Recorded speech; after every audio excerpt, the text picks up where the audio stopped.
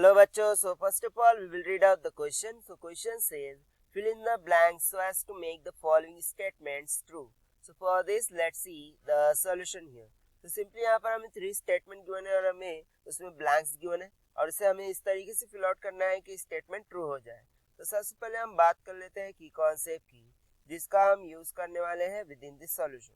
तो की कॉन्सेप्ट में हम जानेंगे about the sum of linear pair of angles is 180 degree, यानी कि लीनियर पेयर एंगल का सम 180 डिग्री के इक्वल होता है. इस स्टेटमेंट का यूज करके हम सॉल्व करेंगे फर्स्ट को. तो फर्स्ट बोल रहा है if one angle of linear pair is acute then its other angle will be obtuse.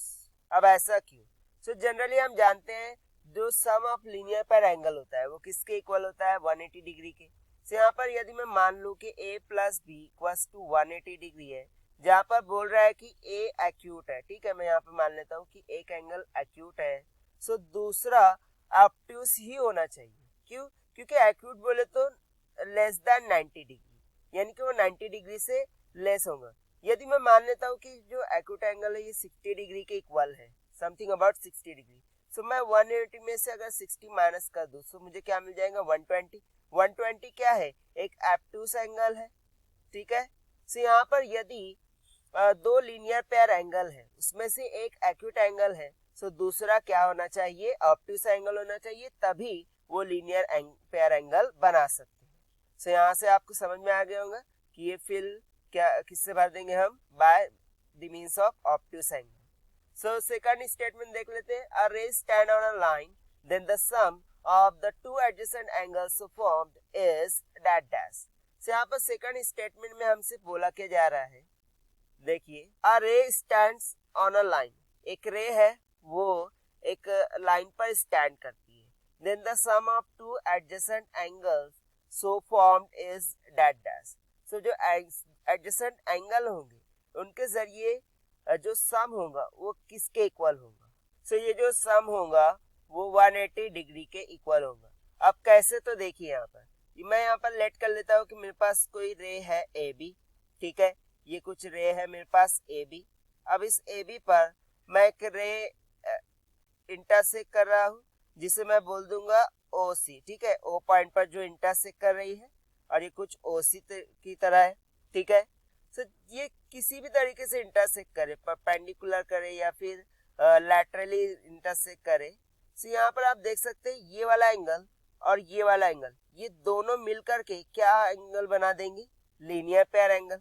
और लीनियर पेयर एंगल का सम ऑलवेज किसके इक्वल होता है? 180 डिग्री के. यहाँ पर हमने देख लिया की कॉन्सेप्ट में. सो यहाँ से सिंपली हम बोल सकते हैं कि यदि एक रे स्टैंड करती है, ठीक है, एक रे स्टैंड है on a line, then the sum of that two adjacent angle always be equals to 180 degree, ठीक है. अब चलिए हम थर्ड की बात कर लेते हैं. सो थर्ड में हमें क्या बोल रहा है?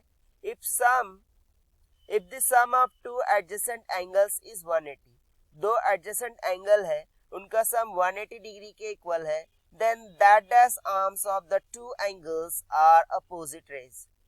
सो जनरली ये फिल हम भरेंगे बाय नॉन कॉमन आर्म से, नॉन कॉमन आर्म से. सो ऐसा क्यों?